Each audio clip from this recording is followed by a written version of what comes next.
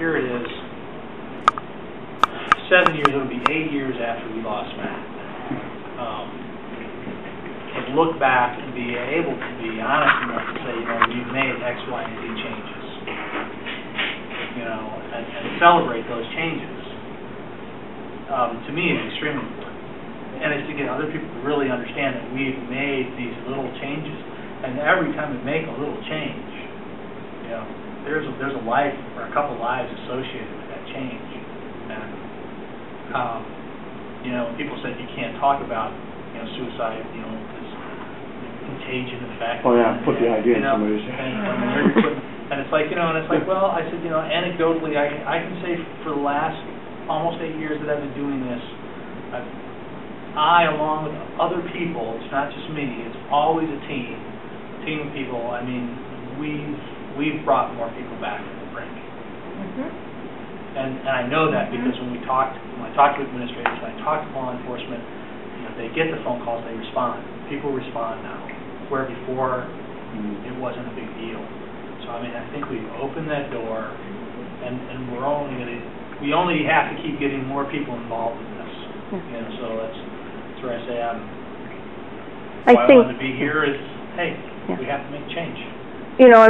While we know that is an old myth about if you talk about it, people will do it. What they don't seem to understand is, because every time we would go into a classroom and talk about it, we gave somebody permission to talk about, this is what I'm feeling. What's bothering them. And so no, we didn't plan the idea. The idea was there. We just absolutely. And that's something that is so difficult and challenging. We went on with the discussion. I think we do. We have to. Our coalition is so passionate. They want to stop every suicide in Shiawassee County, and unfortunately, with the economy, that hasn't happened. And so, I really try to make them remember what they have done.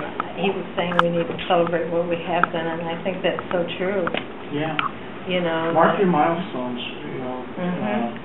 If we don't blow our own horns and let people know what we've accomplished, and it's shame on us, because those are the things that we look forward to.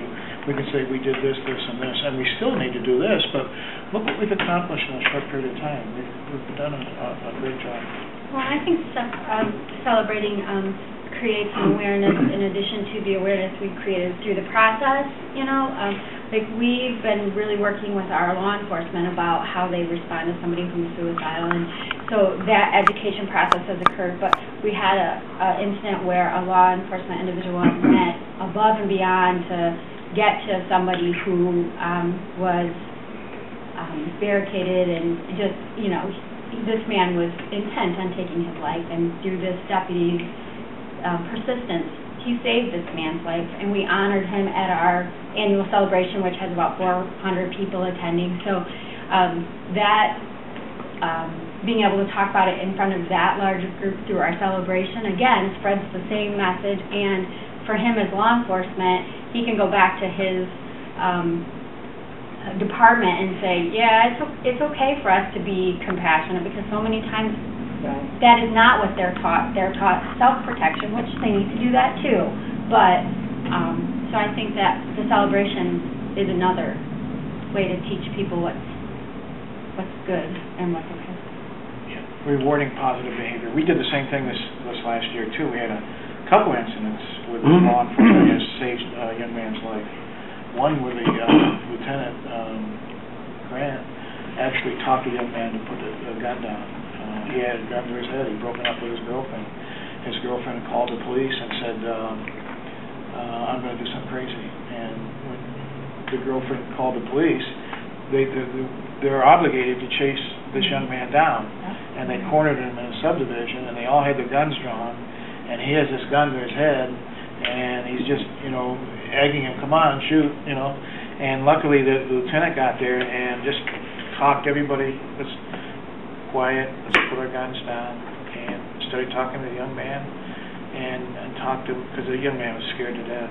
He didn't really want to do it, but he was cornered, and out of fear and out of his reaction it was escalating. so the lieutenant got him to talk to him into putting his gun down, got him a cigarette, escorted him over the car. They got him in the emergency room, got him some therapy. So his life was really saved. So, I mean, those opportunities are something we should all get out and sing and recognize and let other people know, because far too often when an incident occurs where somebody's barricaded in, or if they suspect there's a gun, police will use the SWAT teams and go in with guns drawn, and unfortunately that's not always the outcome that we desire. We also, because our celebration, we include consumers. We have better than 50% of the participants are mental health consumers. It also presented this rare opportunity that the police officers are there to help you. You know, it put a different face on somebody in law enforcement, which they don't get to see very often. So that's an important thing. And what you're doing by, as you celebrate the accomplishments, then again, it's another piece of advocacy. Absolutely. It's a whole bunch of other things that benefit it through doing that. Absolutely. So. We had about 40 kids at our recent suicide prevention conference that we had.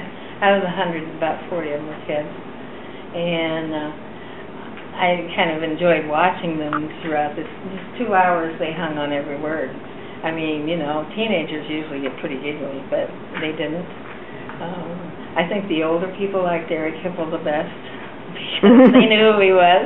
And then we had a lady from the Department of Ed, Lauren Casey, who was very good. But the sheriff, in front of some of his staff who were there, which I thought was pretty gutsy, really got up and announced that any kid that's in any kind of trouble or very upset, just to call him and come to his office, and he'll see them personally. And he was almost in tears, which is tough for a sheriff, you know. And yeah, they don't let their he impressed them. He impressed me. Yeah, isn't he impressive? Yeah. Yeah, he's real sincere. Is that the one that was in April? Yeah. Well, Larry, I want to thank you. You've shown that what we can do to make a difference. Together, it's no one person. And I think, you know, and I'm going to speak, you know, like on behalf of myself, and I think I represent many people. When you said something to me about doing a presentation up at the conference on advocacy, and I said, I don't do advocacy. And you showed me how I do it. And recognizing just how important that we all do whatever level we can do. We don't all have to go up to Lansing, but we can go to our local, local meetings with our representatives, writing our own personal letters. So, thank you. You're more than welcome. Any other questions, sir? Okay.